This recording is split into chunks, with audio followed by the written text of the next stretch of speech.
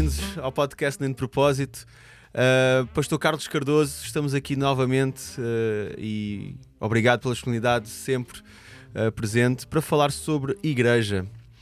A igreja que nós vemos desde a Bíblia, que aquela igreja dos Atos dos Apóstolos, que era vibrante, estava a viver os primeiros anos cheios da pica, de energia, de partilhar e por aí afora, e onde o Evangelho se espalhou pelo mundo conhecido na altura. De repente temos ali um face-volte, não é? Com Constantino, que adapta aquilo e coloca a igreja como sendo algo primordial, e deixamos de ouvir falar sobre a igreja cristã, como era nos Atos dos Apóstolos durante alguns séculos, até que o catolicismo e a igreja ligada ao Estado e por aí afora era preponderante, e chegamos à Reforma, onde Martinho Lutero chega e, dentro daquilo que foi a visão e a convicção que foi-lhe dada, começam a surgir as igrejas como as igrejas cristãs, os protestantes, não é? Vamos chamá-los assim. Ao longo da história, como é que tem visto e como é que sente o mover de Deus? Porque eu, pessoalmente, aqueles anos ali de interregno, onde não há, pelo menos eu não conheço a parte histórica que está ali relacionada da igreja cristã entre os Atos dos Apóstolos e a Reforma. E onde é que nós estamos hoje também, não é? Pensando que temos igrejas que são uma grande influência na sociedade, temos igrejas que têm mudado perspectivas e têm-se lançado para a frente como influências, e temos outras que são mais tradicionais e mais, sem tirar a importância de qualquer delas. Mas como é que você vê e tem visto ao longo dos anos este crescimento e esta evolução da igreja? Tá, pá, tu fizeste aí um resumo muito rápido, pá. Epá, foi muito, tentei que é para não... 2000 anos de história. Espetáculo, não é? Que bom, pá. Olha, não, vamos lá ver. De facto, se nós tivermos em atenção o início da igreja, como tu disseste bem, a igreja teve esse início que foi histórico, não é? Yeah. Está registado nas escrituras, e ainda bem. Que foi um período absolutamente único. Yeah. O nosso grande problema muitas vezes é que nós gostamos de repetir coisas, não é? É uma Queremos tendência que temos de fazer. Mas ainda bem que nem é assim, porque a história quer dizer, há coisas que às vezes parece que se repete, não é? Parece que se repete. Mas os intervenientes são diferentes, as circunstâncias são diferentes, muitas vezes o palco das coisas também é diferente, etc. Então temos que ter alguma atenção, que há coisas que são únicas, não é? Por exemplo, aquele registro que nós temos lá em Atos dos Apóstolos, daquele dia de Pentecostes. De facto, o Pentecostes foi-se cumprindo na história, mas aquele dia só foi aquele dia, correto? Aquele dia só foi aquele dia, não houve mais dia nenhum igual àquele, não é? Agora, o Pentecostes, enquanto o batismo no Espírito Santo, com a evidência do falar nas línguas estranhas para quem falava, mas elas eram perceptíveis para quem ouvia, não é? Então, aquele dia foi só aquele dia, não é? Agora, houve fenómenos ao longo da história parecidos, mas não foram iguais. Parecidos, não é? E ainda hoje acreditamos no batismo no Espírito Santo, tudo isso. Ou seja, o que eu quero dizer é, aquele dia teve um cumprimento histórico, e foi o dia do Pentecostes. E depois, o fenómeno do Pentecostes e da glossolalia vai-se cumprindo ao longo da história. Mas não significa que tenha que ser igual. É a mesma coisa com a dinâmica e a força da igreja. Aquilo foi histórico, por exemplo, diz lá, né, que naquele dia, naquela altura se converteram a primeira pregação de Pedro, 3.000 homens. E atenção que eles não metiam nem as crianças, nem as mulheres, não metiam, não é? 3.000 homens, possivelmente ter-se-iam convertidos muitos mais. Mas eles só contabilizavam isso. Ora, isso não é comum. Não é? Isso não é comum. Aconteceu naquele dia. Em muitos lugares eu já vi, convertem-se milhares de pessoas, sem dúvida nenhuma. Mas hoje estamos a falar hoje de uma população de milhares de milhões de habitantes. Não estamos a falar naquela época. A repercussão é diferente. Portanto, o que eu quero dizer é assim, a nossa tendência é querermos sempre desvalorizar o que vem a posteriori, não é? Claro, há períodos de apogeu e há períodos de crise. E a Igreja teve isso, teve períodos de apogeu e teve períodos de crise. A história registra, na Idade Média, o chamado, muitas vezes, o século das trevas, né? O século para a Igreja, que foi um período em que a Igreja passou muito mal, né? Passou muito mal. Então, de facto, isso é algo que é inegável. A Igreja, enquanto instituição, teve momentos, digamos, que a gente diz numa expressão bem portuguesa, para esquecer, né? Para esquecer e para não ser... para lembrar é só mesmo... Ou seja, não se tornar a repetir aquilo que aconteceu naquela época. Bem, no entanto, sempre houve segmentos de pequenas comunidades que foram puras, que se mantiveram fiéis. Sempre houve, né? Sempre houve isso, né? Sempre houve isso, comunidades que se mantiveram. Por exemplo, os valdenses em França. Os valdenses, em período de grande crise, eles eram uma comunidade cristã forte, vibrante, né? E pouca gente fala dos valdenses. Estou a ouvir agora a primeira vez, né? Assim, mas eram pequenas comunidades, comparada com aquilo que era a grande instituição que era a Igreja, né? Mas que se mantiveram fiéis, mantiveram-se vibrantes, mantiveram-se fortes. E ao longo dos séculos isso tem acontecido muitas vezes. Há sempre uma igreja que, deixa-me usar esta expressão bem forte, que se prostitui, mas há uma igreja que se purifica. Não é? Uma igreja... Temos estes dois lados da moeda, não é? Sempre existiu e sempre vai continuar a existir. Ainda hoje é assim. Temos um lado da igreja que se prostitui e temos um lado que é puro, que é íntegro, que mantém a sua... Tem a sua vertente integral, não é? Integral, que é puro mesmo. Então, nós temos que saber conviver com estes dois fatores, com estas duas vertentes, né? Da igreja, tal igreja que muitas vezes, ao institucionalizar-se, se torna muito perigosa, e há uma igreja que procura, de alguma maneira, ter os seus cuidados, as suas prevenções, de maneira que ela não torne a instituição mais forte do que aquilo que é realmente a integralidade da mensagem e da relação com Deus, né? Então, temos que ter esses dois fatores, essas duas vertentes em conta. Agora, a Igreja hoje continua a ser forte, a Igreja continua a ser vibrante, continua a ser... Eu continuo a acreditar numa igreja crescente. Eu costumo ter... Não dá aqui, neste momento, para falarmos sobre isto. Teríamos que fazer mais programas, mas em todos os continentes, a igreja está a ter uma expansão extraordinária. Certo? O reino de Deus é crescente. O reino de Deus continua a crescer. Contrariamente ao que muita gente possa pensar... Aliás, eu até vou utilizar uma parábola bíblica, uma parábola que nos fala do trigo e do joio. Diz que o trigo cresce juntamente com o joio cresce e o trigo cresce. Ambos crescem. Ou seja, se o mal, se a iniquidade, se tudo aquilo que está relacionado com o joio está a crescer, não nos podemos esquecer que o trigo está lá também está a crescer. Correto? Ambos crescem.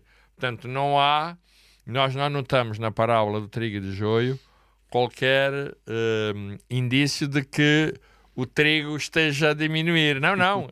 Aqui ambos crescem, não é? E depois, no fim, né, diz que ambos são recolhidos, não é? Pronto. Mas ambos crescem, temos que ter essa consciência.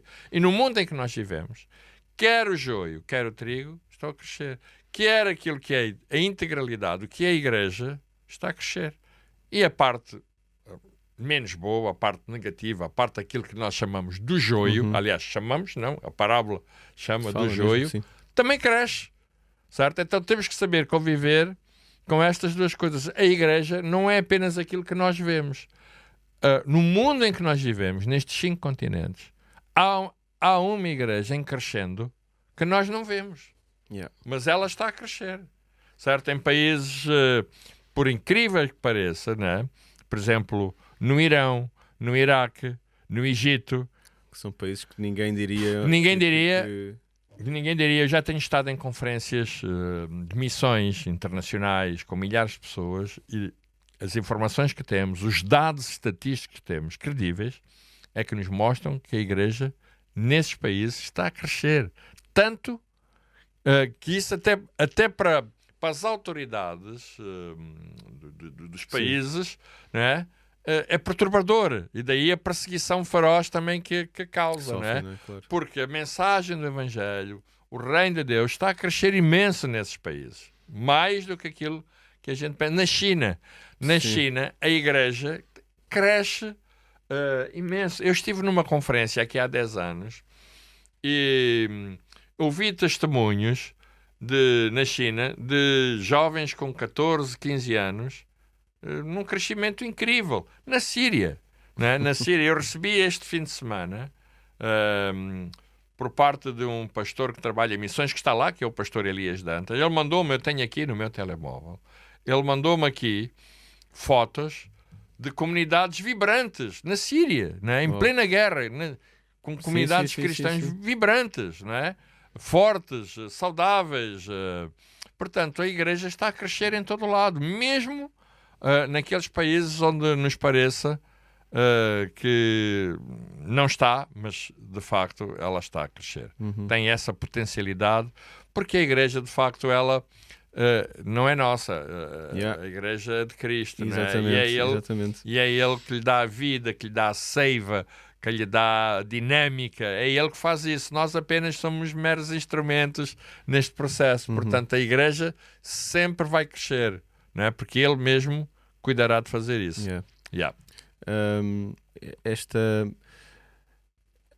Perceber que em locais tão improváveis como os países que falou, há um crescimento exponencial, criativo da parte de Deus, face àquilo que tem sido, não vou dizer que é um fraco crescimento, mas uma resistência dentro das comunidades mais ocidentais, por causa do humanismo, da forma de pensar e por aí fora.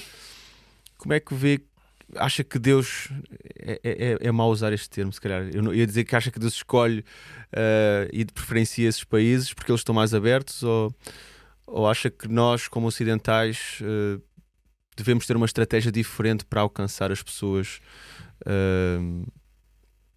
como igreja, como comunidades? Eu não percebi bem a pergunta, desculpa. Pronto, o crescimento tem sido muito mais exponencial em países como Irão, China, Egito, países muçulmanos, países com culturas completamente diferentes. E os países ocidentais, o crescimento é inferior. Aquilo que geralmente em termos de missões nós usamos é hemisfério sul e hemisfério norte. Sim. Né? Hemisfério sul e hemisfério norte. A igreja no hemisfério sul tem vindo a crescer mais que no hemisfério norte, onde nós estamos. Certo. Que as igrejas ocidentais. De modo geral, sim, aquilo que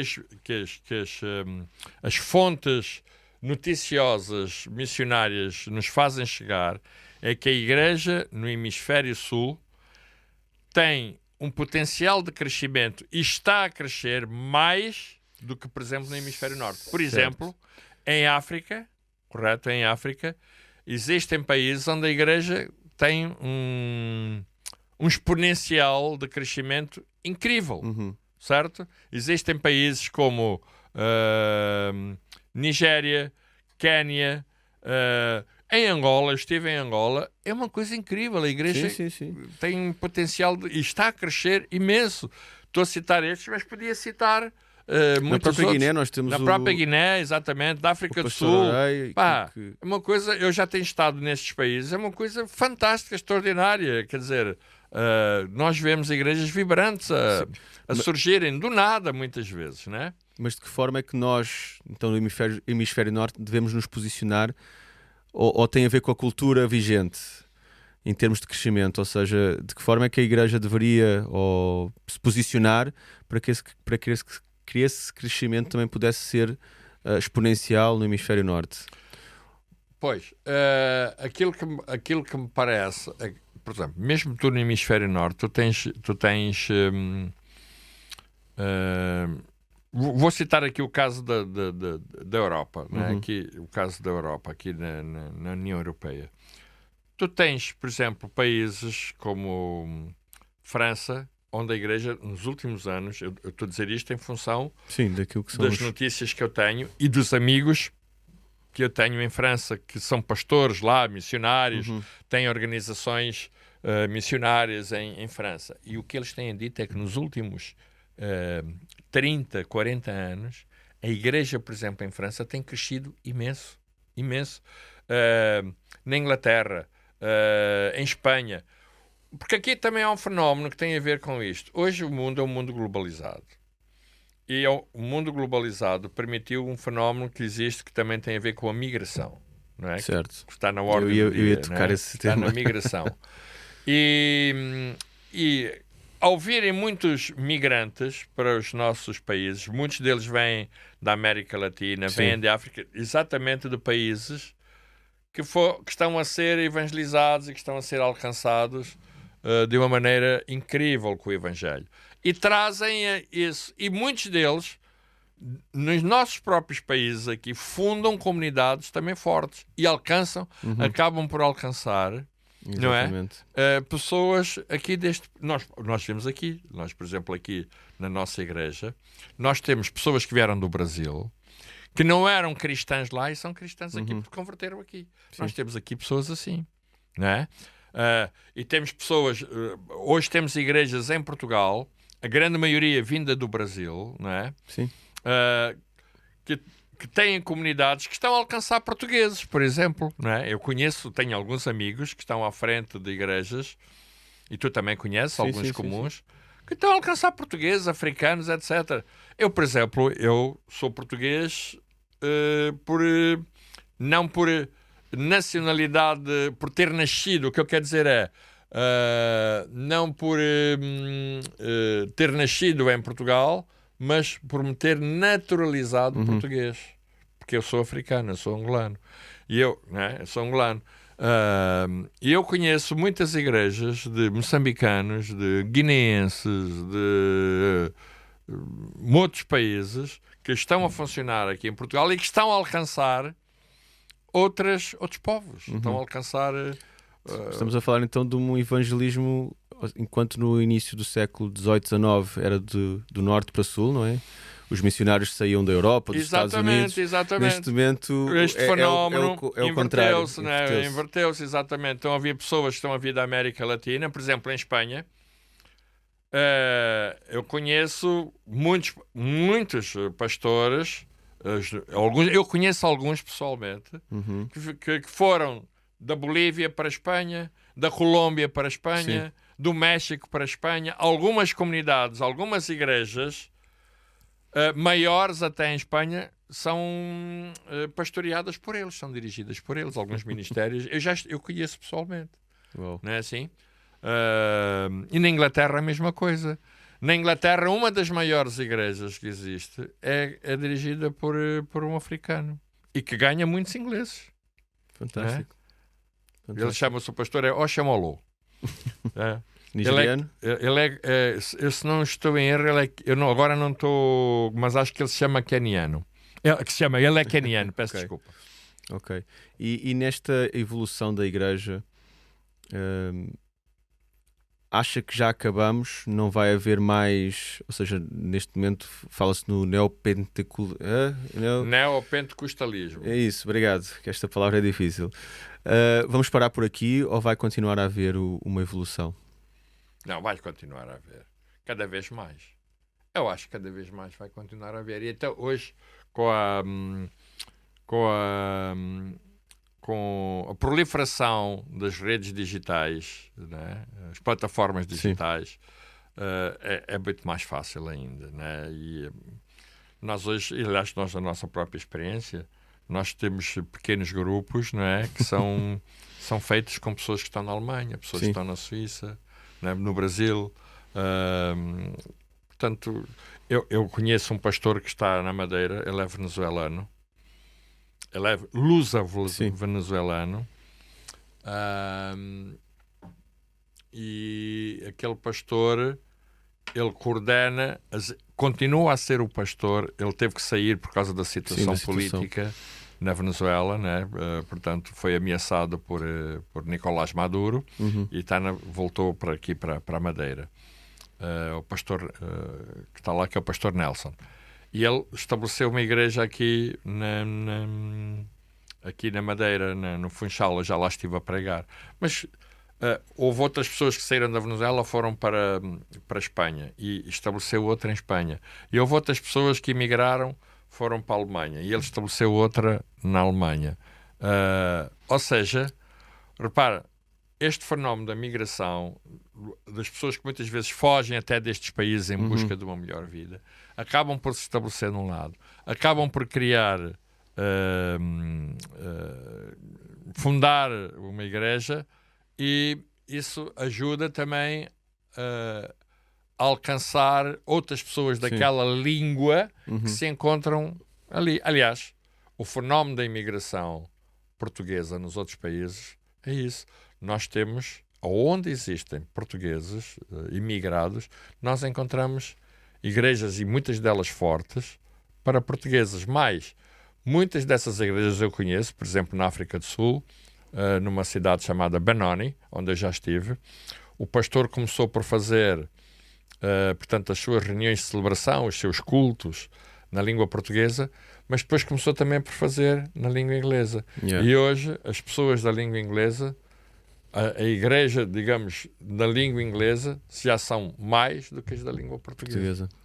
Não é? Estamos a falar deste fenómeno da migração, correto? De pessoas que saem daqui, da lá, que vão... Não é? E nós aqui, da nossa igreja, na ICMAV, nós temos perto daí de umas 25 nacionalidades. Tantas? Temos perto, à volta disso. Isso eu não sabia. Nós temos da América Latina, nós temos argentinos, nós temos peruanos, nós temos bolivianos, depois na África temos de todos os países de língua portuguesa, né? Depois temos pessoas da Inglaterra, temos pessoas de Itália, temos pessoas de França também. Estamos a falar então de uma igreja global. Uma igreja ou de global. Igrejas globais, neste Exatamente, caso, uma igreja, aquilo que falámos, ou seja, a globalização, parecendo que não, tem sido um veículo, um meio que ajuda à expansão da igreja. Então vamos continuar nesta evolução de fazer crescer o reino e fazer crescer as... Sim. Com certeza. Eu conheço muitos pastores com quem eu me relaciono de línguas diferentes, não é? De línguas diferentes. Claro, neste momento a maior comunidade em Portugal de migração vem do Brasil, né? Mas eu conheço pastores da Guiné, eu conheço pastores de Angola, e depois também há da antiga Europa de leste. Eu conheço pastores ucranianos, eu conheço pastores que vieram, portanto... Da Roménia, estão aí, aqui pertinho, existe aqui mesmo perto de nós, existe uma igreja da Roménia, de romenos. Aliás, nós temos aqui também uma família romena, aqui na igreja. Temos uma família romena. Não é? Portanto, a globalização permite exatamente isto, não é? A implantação de comunidades da língua e a formação de uma igreja. Muito bom. Em consideração final, como é que nós, sendo uma igreja também influente, pretendemos continuar este ascendente de fazer missões, fazer com que o reino cresça? Sim. É interessante essa pergunta. Nós temos as missões transculturais e temos as missões nacionais. Nós temos um casal de pastores que estão nas missões transculturais, que é o Oreia e a Isabel, que estão na Guiné, né? Que é feito em parceria com outras organizações missionárias, neste caso a Aula e também a MEVIC. Mas depois temos uma visão para missões nacionais, ou seja, de ir para cidades, né? E hoje as cidades, Portugal no seu nível, são muito cosmopolitas, ou seja, nós também encontramos, como já disse, este fenómeno da globalização está em todo lado, e nós temos nas grandes cidades, Porto, Lisboa, Coimbra, né, encontramos muita gente, né, de outros povos, e então há pessoas que acabam sempre por ter, através dos seus relacionamentos, acabam por conhecer pessoas da ICMAV e que se ligam à ICMAV e que querem estar ligadas à ICMAV, né? E então isso é uma ponte, é um meio extremamente interessante para a ICMAV abrir trabalhos, às vezes pequeninos, né? Mas uma abertura desse trabalho para ir mais além, né? Poder implantar uma igreja, para poder fazer missões ao nível do nosso próprio país. Porque as pessoas hoje vão muito por interesses. De facto, as igrejas estão implantadas nas grandes cidades. Em Lisboa existem várias igrejas. Mas as pessoas muitas vezes, quando escolhem igrejas, escolhem em função daquilo com o qual elas se identificam. Imaginemos, há igrejas que dão muito valor à música e há pessoas que gostam da música, há igrejas que não passam tanto pela música e há pessoas que também não querem uma igreja tanto por aí. Há igrejas que dão muito valor às novas tecnologias e há pessoas que se interessam pelas novas tecnologias e gostam de estar numa igreja assim, mas há igrejas que não dão tanto valor a isso e há pessoas que também não valorizam muito isso e querem... Ou seja, estou a dar aqui exemplos de que as pessoas muitas vezes buscam e identificam-se com comunidades cristãs, igrejas, em função daquilo que são os seus próprios gostos, né? Preferências, gostos, até pastor, ou um pastor mais comunicativo, menos comunicativo. Não estou a julgar que é melhor ou pior, mas há pessoas que são mais comunicativas, menos comunicativas, né? Há pessoas que valorizam mais questões que estão relacionadas com fatores de comunhão, mas há outros que não valorizam só mais. Eu conheço pessoas, eu quero estar numa igreja, mas quero passar assim mais discreto, não quero tanto. Eu conheço, né? Conheço pessoas assim. De maneira que, pronto, como a gente costuma dizer, há para todos os gostos, é como na farmácia. Muito bom. Obrigado, Pastor Carlitos, pela disponibilidade e por esta explanação. Vamos continuar os nossos episódios, estejam atentos e até breve.